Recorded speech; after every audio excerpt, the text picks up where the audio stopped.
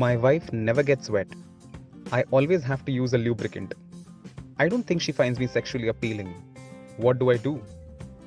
See, try and understand that lubrication is a natural physiological response to a sexual stimulus. Now, our bodies are different, so our physiologies can also be different. Some people do not lubricate adequately enough naturally. Not their fault, probably they are just made that way. Their physiology is that way. So, if you have to apply an artificial lubricant for the act, there's no harm in it.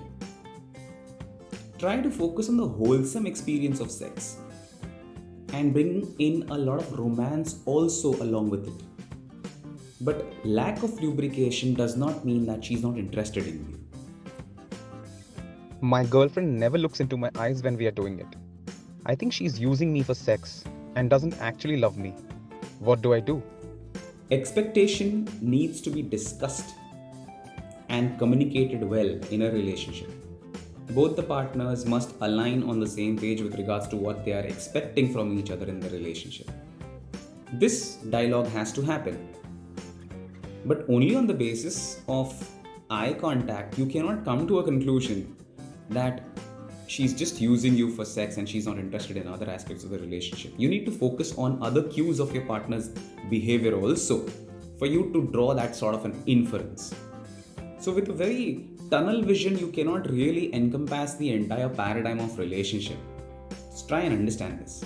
My girlfriend is never interested in foreplay and always wants to jump into sex. This makes me uneasy. Does she love me? Few people have certain styles of performing sex. Some are interested in foreplay, some directly want to go to the act of intercourse. And it's each individual's preferences and choices. But if that's something that I want my partner to do, the onus lies on me that how can I get her or him engaged into that act. You persist with your efforts. Communicate what you want, what you don't want, what you like, and what you don't like, and likewise also be respectful of your partner's choices. The very problem with the word foreplay is that people think it is only to be done before the act, which is not the case. You can carry out foreplay even while the act of intercourse is going on. The kissings and caressings, the touch, they can still be done in a manner in which you do it before the act. So don't just leave it for before the act, but also during your act of intercourse is going on. You have to up your skill set. And gradually you will see your partner also responding in a similar manner. My wife once told me when she was drunk that she's had better sex than the one she has with me.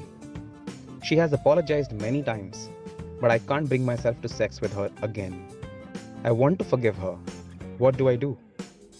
Past can never be undone, and revisiting it will only leave you freshly wounded every single time.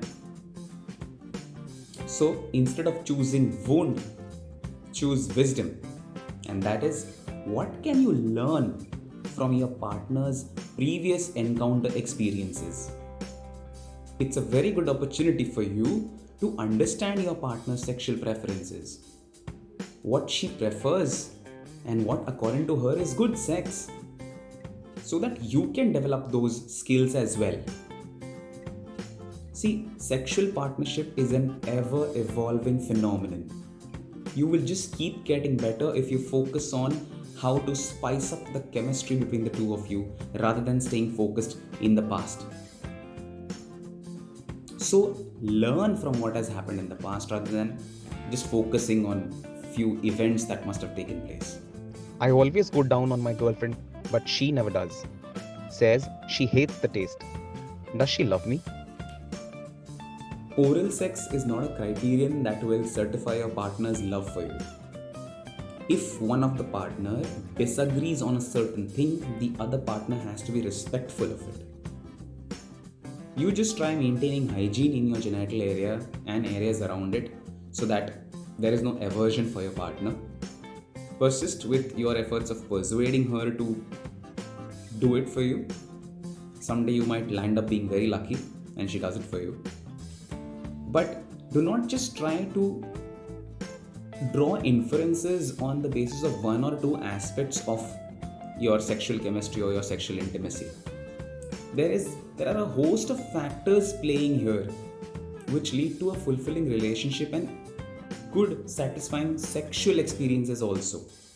So focus on the wholesome experience, as I've always maintained, and not just one or two aspects here and there, and then you try to attach misinterpreted meanings to it. So here we come to the end of the episode of Sexplained with Dr. Rohit. Just to summarize for you in one sentence, do not read too much into your partner's reactions or responses. Concentrate only on the pleasure part of your experience and you'll love it. Keep writing to us in the comment section below all your queries or anonymously in the form. I'll be back next week with new episode of Sexplained with Dr. Rohit. Till then, stay safe, stay healthy.